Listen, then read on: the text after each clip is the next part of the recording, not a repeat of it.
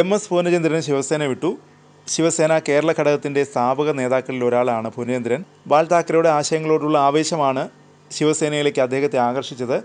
എന്നാൽ ഉദ്ധവ് താക്കറെയുടെ പ്രവർത്തന ശൈലിയോടുള്ള വിയോജിപ്പാണ് 34 വർഷത്തെ പ്രവർത്തനത്തിന് ശേഷം ഇപ്പോൾ ശിവസേന വിടാനുള്ള കാരണം. ഹിന്ദുത്വം വിട്ടൊരു രാഷ്ട്രീയം ശിവസേനയ്ക്ക് ചിന്തിക്കാൻ കഴിയില്ലെന്നും ഉദ്ധവിൻ്റെ ശൈലി ഹിന്ദുത്വത്തെ ദുർബലപ്പെടുത്തുന്നതാണെന്നും എം.എസ്. പൂർണ്ണചന്ദ്രൻ പറഞ്ഞു.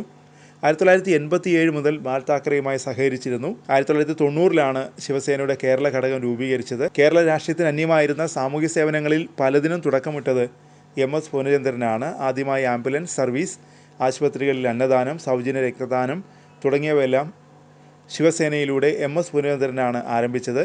കേരളത്തിന് അന്യമായിരുന്ന ഗണേശോത്സവം തുടങ്ങിയതും അദ്ദേഹമാണ്. എൻ.ഡി.യുടെ ഭാഗമായിരുന്നു ശിവസേന. കോൺഗ്രസ് നേതൃത്വം നൽകുന്ന ഇന്ത്യ മുന്നണിയുടെ ഭാഗമായി ശിവസേന മാറിയതോടെയാണ് സംസ്ഥാന ശിവസേന നേതാക്കൾക്കിടയിൽ അഭിപ്രായ ഭിന്നത തുടങ്ങിയത്. മഹാരാഷ്ട്രയിൽ ശിവസേന പിളർന്നതും കേരളത്തിലെ പാർട്ടിയിൽ ഉലച്ചിലുണ്ടാക്കി.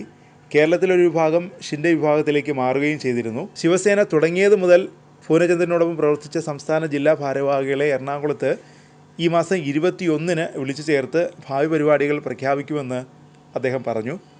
ഇത് രാഷ്ട്രീയ വിരമിക്കലല്ലെന്നും രാഷ്ട്രീയ, ആത്മീയ, സാംസ്കാരിക മേഖലകളിൽ തുടർന്നും സജീവമായി ഉണ്ടാകുമെന്നും അദ്ദേഹം പറഞ്ഞു.